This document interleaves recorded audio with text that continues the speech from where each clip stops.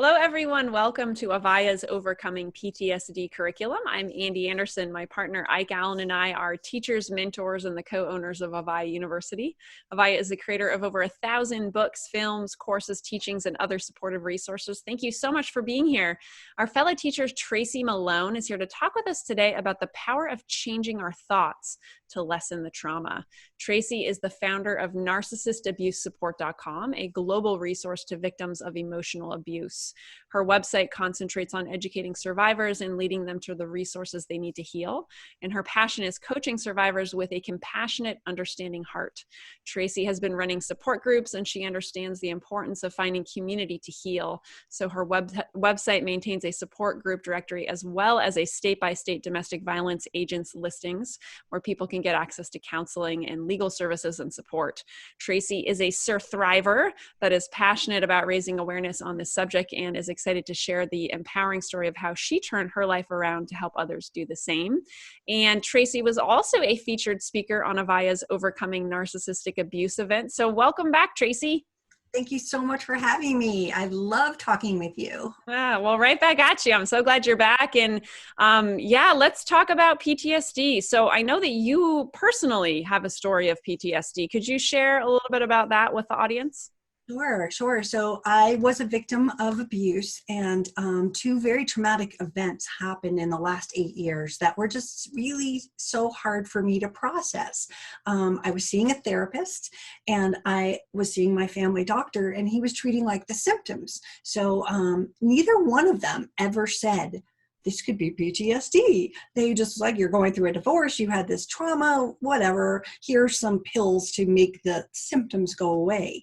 And the idea of that, it certainly helped. I'm not saying that getting on an antidepressant if you were depressed doesn't help, but I was losing all hope. I couldn't eat. I couldn't sleep. I was a walking zombie. I walked into rooms and forgot where I was. I was disoriented. And I also get the bonus of the hyper startle reflex. Like if my poor son walks in the kitchen, I'm just like, it's still there. It can't go away. I'm paranoid and scared. And so the PTSD was literally killing me. My adrenal system was failing, and not just fatigued. My homeopathic doctor, I made it eventually to, said, my organs were shutting down. My brain was not functioning. And so with supplements and treatments and light therapy, like we were able to get me out of the PTSD. And so it really helped me to not just go with the mask of the symptoms, but to actually treat my organs that were actually in pain and struggling. So that was the cusp of my story. But one of the things that really sort of moved me to, I've got to fix this, these emotional feelings that I've got. I had a book that I read called Feelings Buried Alive Never Die. It's very much like other books that are out there, but they explain how our feelings really affect us and how the PTSD can really become part of our trauma and part of our journey. And I didn't want that to rule my life. So understanding that some of the illnesses I had manifested during my tragedies and traumas were caused by the feelings that I had inside. So I was able to heal them by looking at that book and reading and understanding things more clearly. So in your experience in your line of work and also just in your own experience of trauma, what is trauma? Do you think it can actually be defined in one definition? Well, I think that there's a lot of explanations, and I think in different situations we have different levels of trauma, right?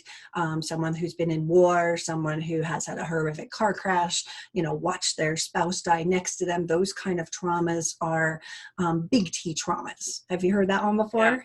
Yeah. Big T is really these catastrophic sort of traumatic events, where little T traumas are sort of where the people that I work with come into play. These are, childhood abuse, neglect, betrayal, loss of a relationship. And it's any experience that we perceive a threat to our emotional or physical well-being, where we feel our safety and survival are at risk. victims feel helpless and powerless, and they're unable to handle everyday tasks. If it reaches the point where you're walking into rooms, you have no interest in eating, sleeping, or breathing, then you might be in trauma, right? These are signs of how it's manifesting in our body. Got it. So here's a quick question, and I'm curious about this. Like, I was looking at your website a little bit ago, and I noticed you mentioned PTSD and CPTSD, which I think is right, complex PTSD. Is that correct? Yeah. So, like, in your experience of like, is CPTSD more related to those smaller T traumas, or like how does that work in your line of work? So the CPTSD is something it's ongoing. So it's like a PTSD is boom, had the car crash, boom, went to war, things happened. It's an event, right? CPTSD is complex because it's been ongoing.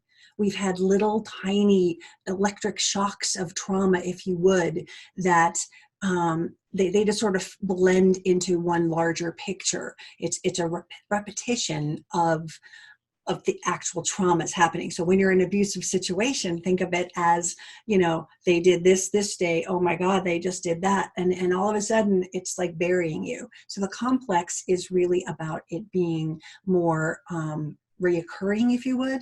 And it's not as simple as here's your one bang, let's fix that, right? You've been enduring this, in my case, since childhood.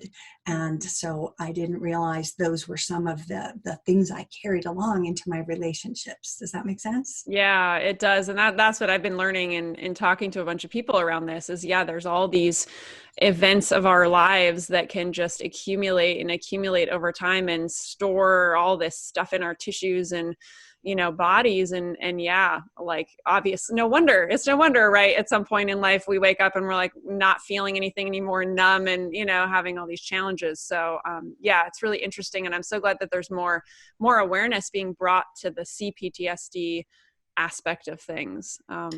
Yeah. And I think doctors need to understand, again, go back to my family doctor, that here you go, your anxiety, boom, here's a little pill, right? Never did they say, wow, has this been going on a while? Again, would they have diagnosed me PTSD? Probably not. It was the symptoms they were treating me for. So, a good psychologist and even some really good therapists can say, you've got PTSD. But it's when your body starts to shut down from the trauma that keeps you locked in. Victims will be under the covers for weeks, not being able to get out of bed, just having no will to live. That's what the doctor needs to see, not just, oh, can't sleep, here's a pill, can't want to get up, here's another pill, wake up with this one. It's like, no, this is really serious. And if untreated, it is something that can affect our lives. And that trauma can bleed into the next one. And then you've got CPTSD, right? So. Right. Yeah. Yeah. No, that is so true of, right, like placing the Band-Aid over something that's not even addressing, right, what's the cause of why I feel the way I do. So no, that's super important. So let's talk a little bit about the title of your talk today. And I'd love to dive into this. So, right, is the power of changing our thoughts to lessen the trauma. So what do you mean by this?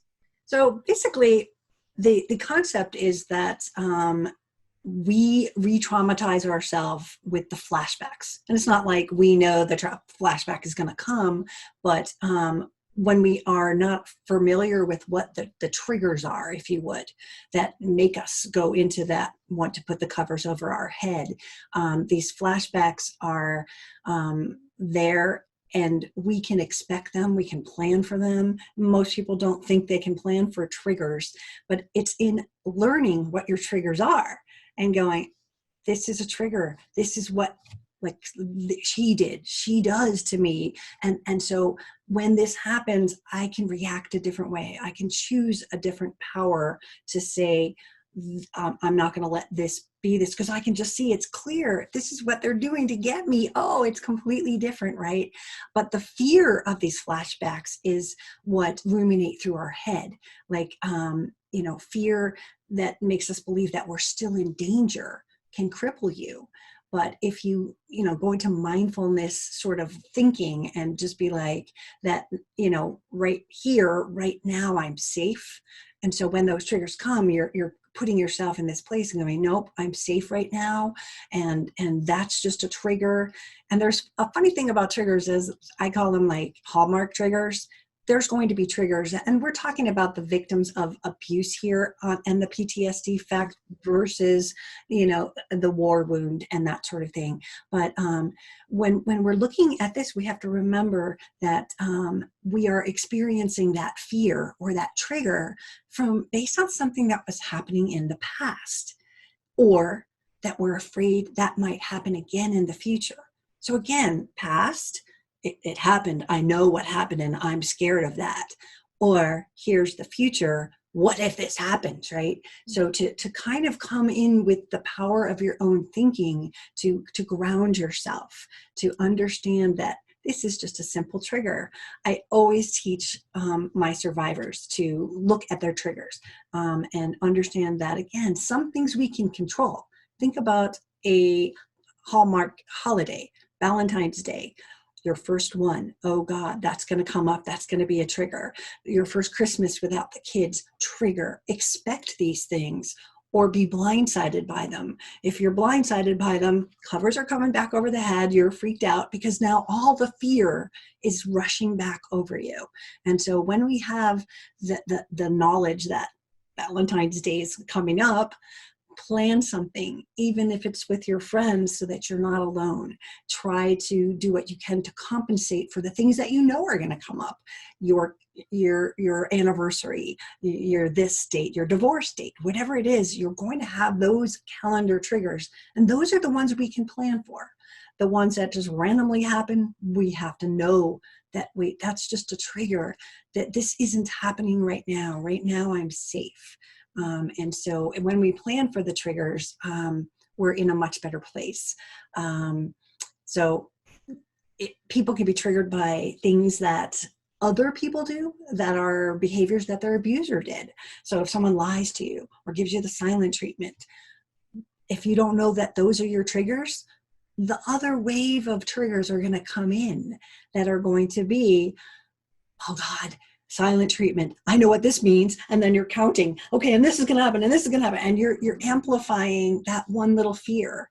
But to know that that's just a trigger, and silent treatment doesn't need to go all the way to the other side of the doom and gloom of that.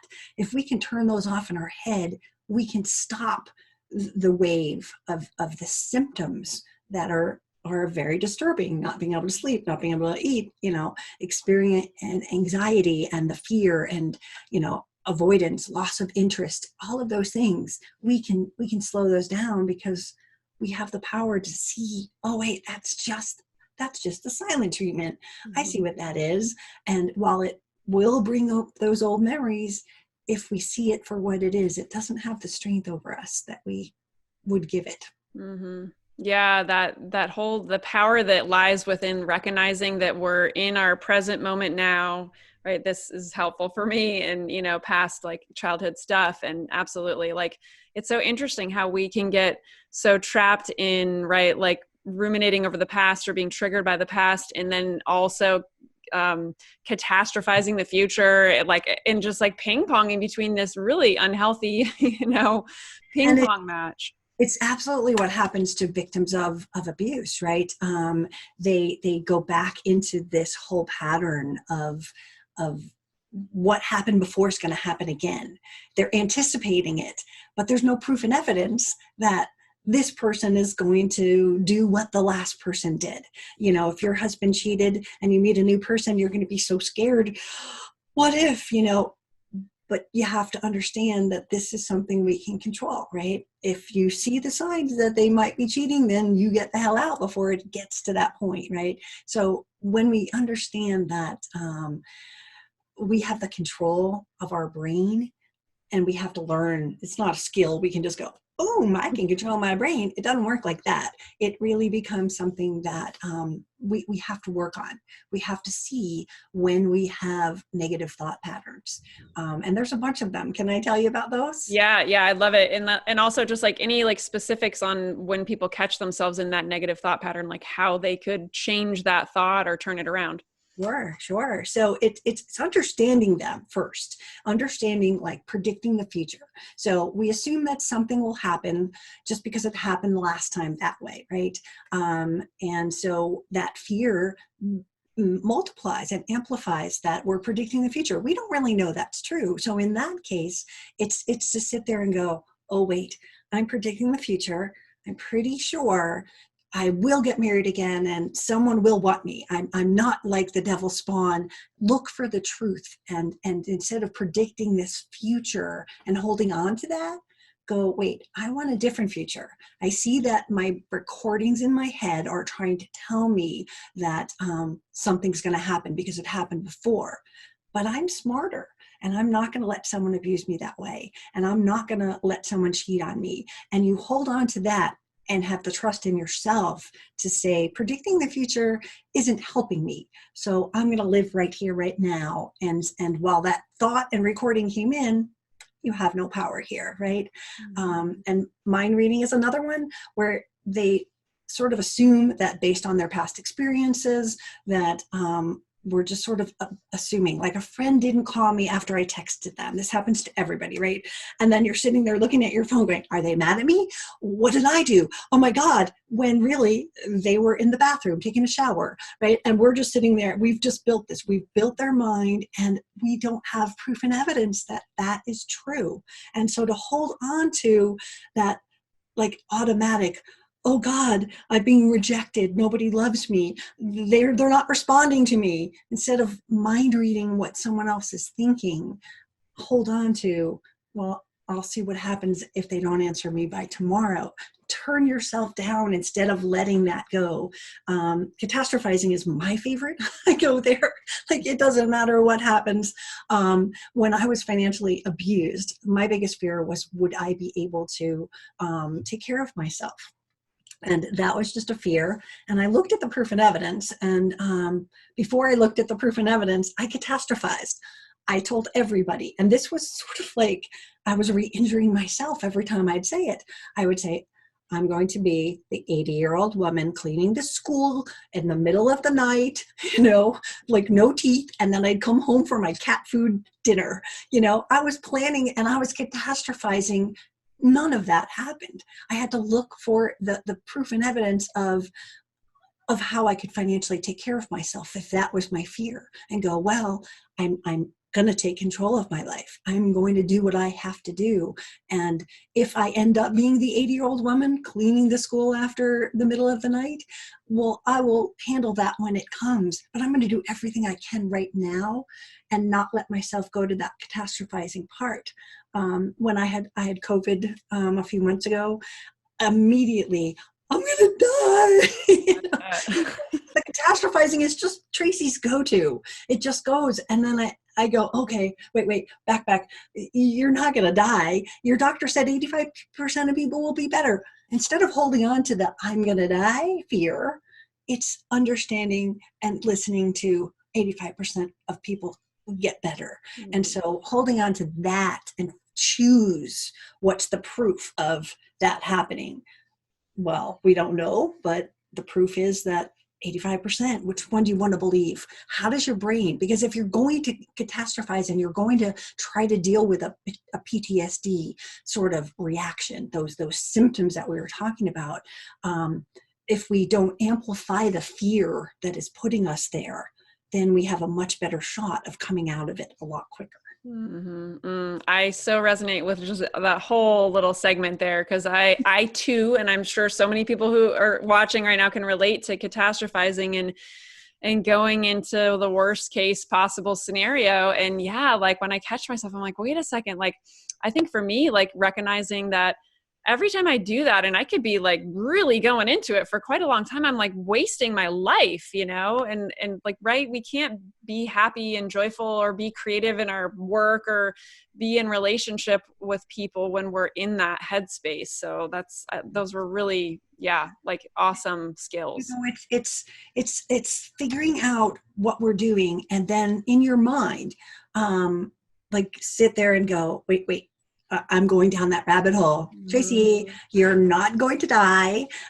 You're not going to be financially ruined for life.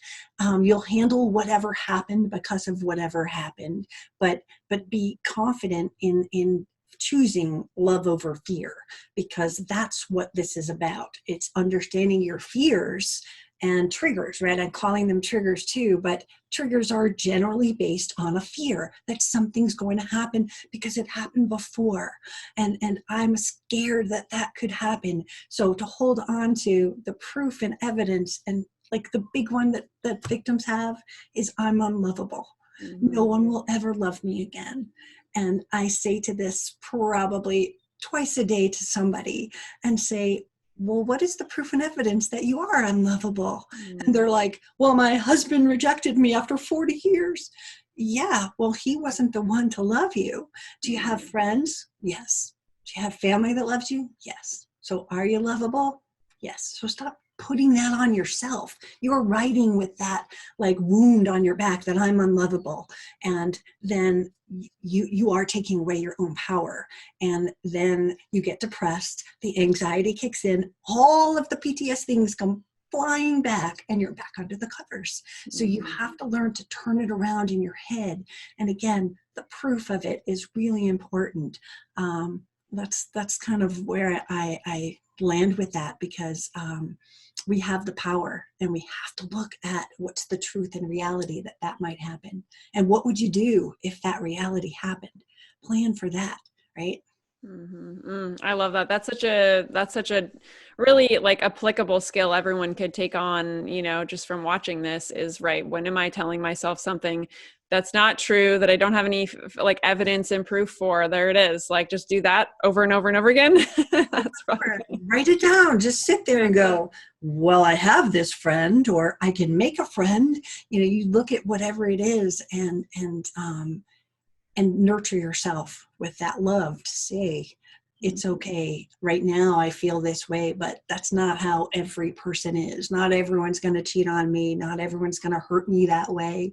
And hold on to that, because that's going to help. Yeah. Awesome. I love it. So if you were to say there's like a secret when it comes to protecting someone from the triggers of their PTSD, what would you say that is? Learn them. What are your triggers? I have groups and support groups, and we make lists every week. What are your triggers? What do you think could happen that would trigger you?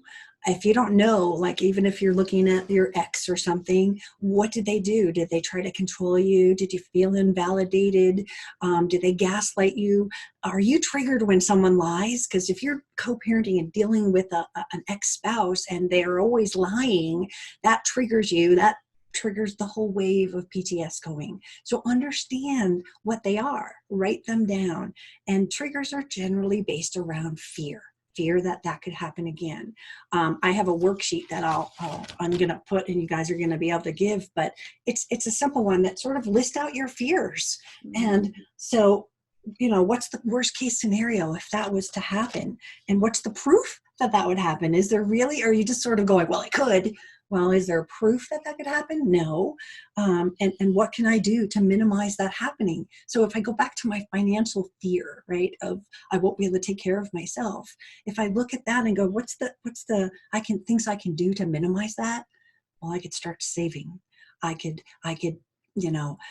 do 2 jobs if that gets me out of that financial rut. I can create a better budget. Those are the ways you combat a fear, right?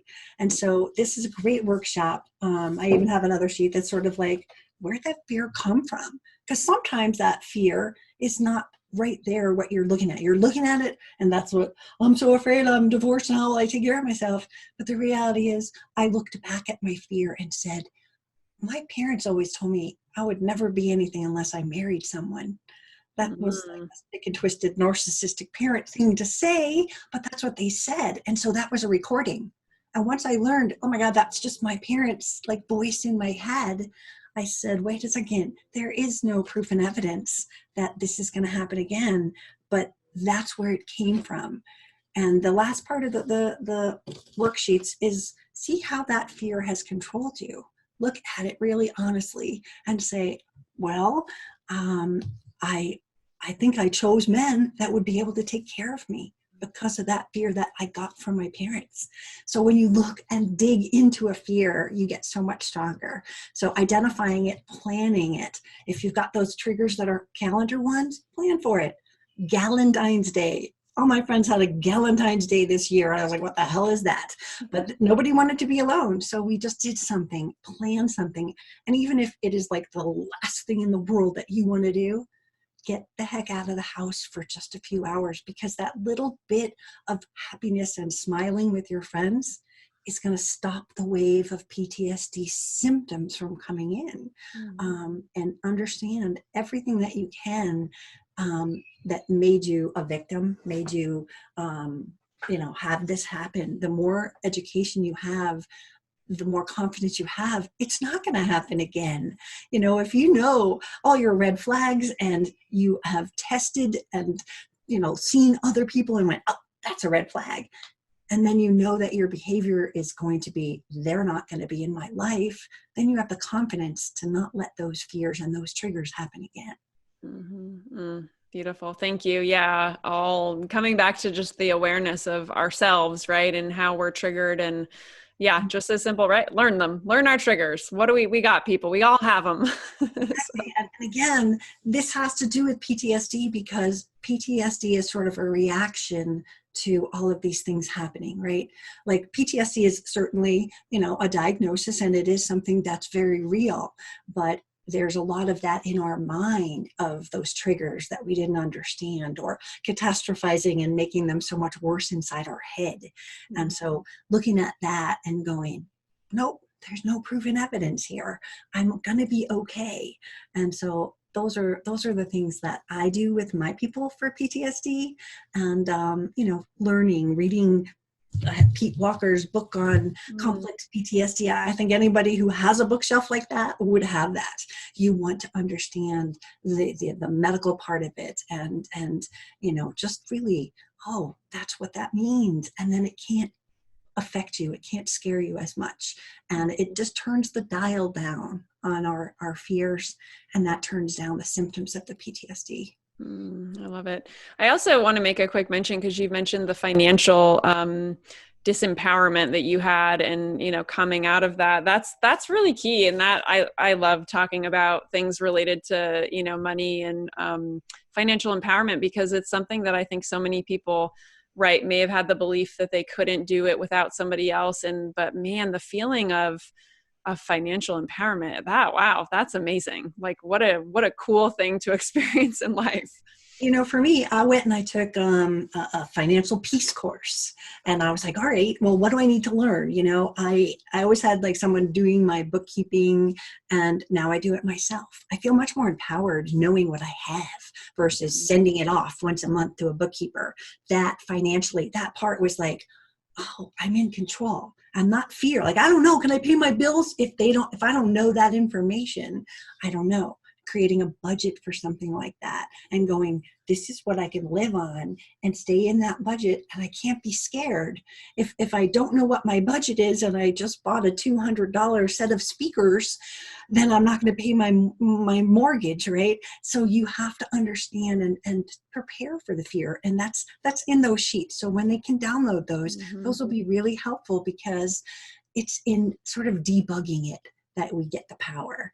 And I know we have another gift, which is the PTSD checklist. So you'll give them the URL to that, but I put those fear sheets on that page just for your audience, so that they can go. Both of them are going to help me, and it's in looking at things in a different way, out of love versus fear, that we get to take back our life slowly. I love it. Thank you. And yeah, so everybody watching, there's a button below this video. So you can just click right on that and get all of the stuff that Tracy's been talking about. So the PTSD checklist, is that like a list of symptoms that people might have? That is symptoms of PTSD. And again, this is, very victim survivor centric. So it might be different for a war person, but, just everything from the anger, loss of interest, avoidance, walking in circles. That was, one of mine. I'd be, why did I walk? And I could walk out of the kitchen, come back in the office, and go, why was I, all right, walk back in the kitchen, forget again, just the replaying and the ruminating of the memories and the thoughts. What if I had done this? And what does this mean? And the more you ruminate, the more that it stays on your mind. So changing your mind and just changing your thought pattern. And when you start to ruminate and go, I wonder if, change your thought pattern right there. Am I doing negative thinking? Am I catastrophizing? Am I worrying about something that there is no proof and evidence of?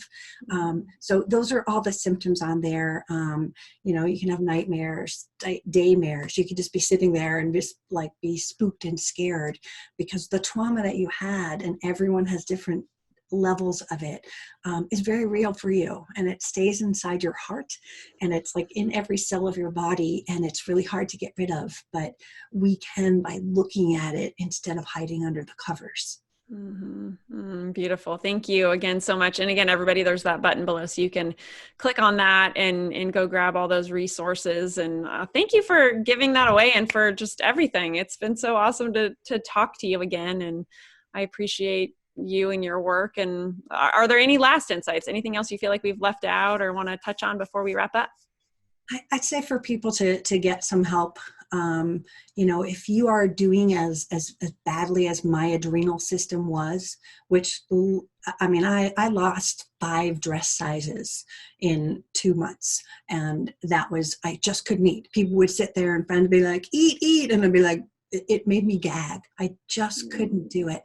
There was so much trauma inside of me, so much betrayal, so much hurt and confusion that my body was in much worse shape than my doctor saying, here's an antidepressant, here, take this for sleep. I needed a doctor that was going to give me supplements that aided in my sleep, that took me off of those pills, that fixed my liver and cleared my brain from the brain fog that we get. So just if you're getting those type of symptoms, get to some doctor. And sometimes it's a real doctor, but if they're just pill pushing and just going, I don't know why you're so sad, just get over it, get to a homeopathic doctor and have them examine you, because our organs and our body can shut down from this kind of trauma. So we really need to make sure that they're not pulling that over their head and thinking, oh, it's okay, I'll be fine. If you've lost 4 dress sizes, you better get to a doctor because I finally did. And I found all those pounds again. Don't worry. But it was a scary time because my liver, my kidneys, everything was just, it was shriveling up. And so I had to get the support of herbs and supplements and things that made me get strong again. And then I could fight and become the person that did the research. It's hard to research and do all this stuff if you're under the covers and freaking out. So get the physical support that you need for your body. Thank you. I'm so glad that you mentioned that, because I know so many people who have experienced trauma struggle with physical, body illness, autoimmune diseases, weight loss, weight gain, whatever it is. And yeah, it's so all meshes together, right? Mind, body, spirit is all connected. So why this book like this, or The Body Keeps the Score, is another one. I was diagnosed with something during my marriage.